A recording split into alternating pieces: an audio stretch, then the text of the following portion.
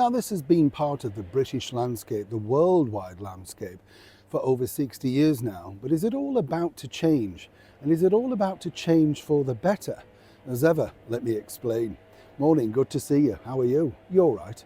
Well, as I said, I've got a bit of a tickle in my throat, where sort of dry at one. Well, it's always good to share things, isn't it? Ailments, get them out there. I've got a cough sweet in, so if I sound a little bit sort of different, it's lodged at the side. Yes, you have to, don't you? I don't mind sharing these things, chums, We can't all be perfect every day, can we? It's difficult, isn't it? Yes, well, have you had about? Yes, you see, it's this time of year. I mean, on a serious note, I think you get a cold, I reckon. I always pick up one, about October, just as the seasons really change. And then at the latter part going out, it's so annoying though, isn't it? It just makes you feel like, all you want to do is put your feet up, pot of tea. Yeah, maybe even do this. Watch a James Bond film, forever repeated over here in the United Kingdom. Nothing wrong with that though, let me tell you. Who was your favourite James Bond? You see, many people forget that George Sanders had a go, yes, at one point, and really everybody remembers the very first on the big screen that really catapulted it, none other than Sir Sean Connery. Way back in 1962, he wasn't actually the very first choice though. No, they wanted many different people, including apparently Ian Fleming fancied the idea of Rex Harrison at the time. Yes, Rexy.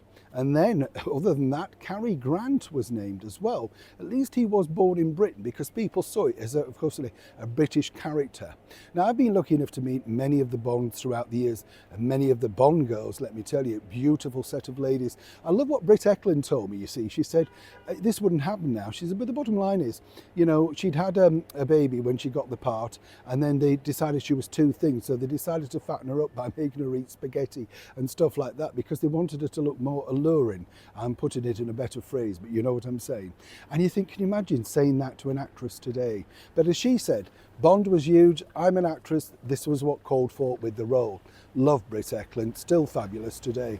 Now, Roger Moore, of course, was another great Bond who I was lucky enough to become friends with. Just a lovely, lovely man.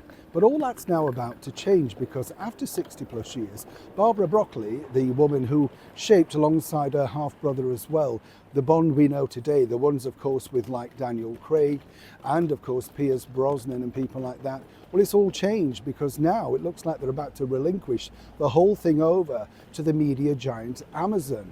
Now, I don't know what you feel about this because, of course, a lot of people think, well, but it's money. It's simply money talks. And in the end, MGM, Amazon, all of that is a great mix. Maybe they'll revert it back to the original.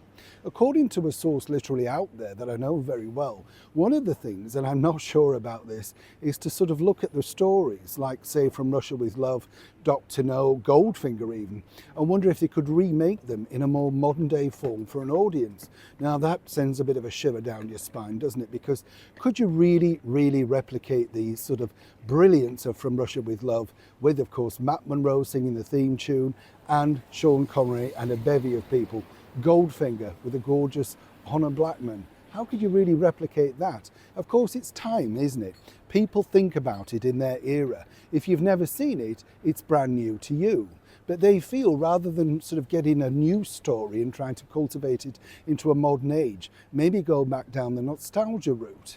Now, the only thing I think it would work would be if they introduced some of the elderly characters that have been in previous Bonds to keep the connection going. But of course, money, as I say, talks. So far, we have no idea what's happening with Bond. It's 4 years down the line. We still have no idea who could be playing Bond. It goes from everybody, from literally, you name it. Every actor apparently is going to be the brand new James Bond. The one thing that you have to remember is that they have to pull in the box office. Bonds cost a lot of money. No problem really for Amazon, but even they still want a return. And the other side of the coin is if they don't get a return, then of course they could freeze the franchise until they feel it's the right time to bring it back. It's a strange thing, isn't it? Every single thing changes in the world, but a world without Bond, could we truly cope? Leaving you shaken and stirred, hopefully. Neil Sean in the very heart of London.